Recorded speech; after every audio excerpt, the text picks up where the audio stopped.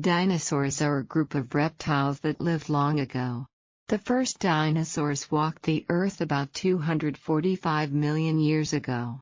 For millions of years, they lived and thrived.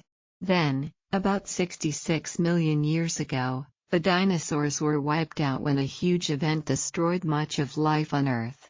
But scientists today are still able to learn about these interesting animals.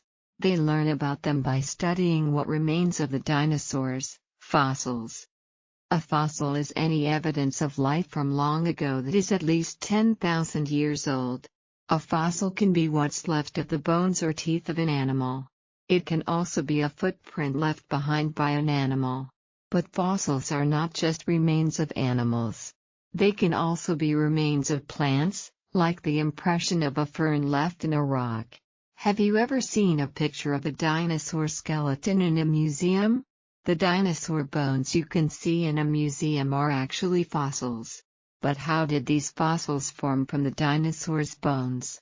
This happened over millions of years, through a process called fossilization. When the dinosaur those fossils came from died, it may have been buried by sediments like sand and silt.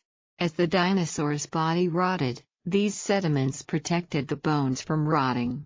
After many years, only the hard parts of the body were left behind. Over millions of years, the water in the rocks nearby surrounded those hard parts. Over time, the minerals in the water replaced the hard parts.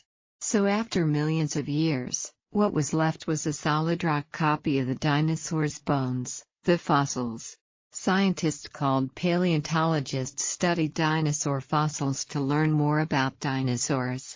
They can learn about how dinosaurs lived, moved, ate, grew, and more by studying fossils. For example, they can look at the shapes and sizes of a dinosaur's teeth to see what kinds of food it most likely ate.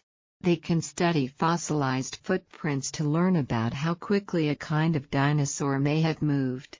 And they can draw conclusions about how some dinosaurs behaved by studying some fossilized dinosaur eggs and nests.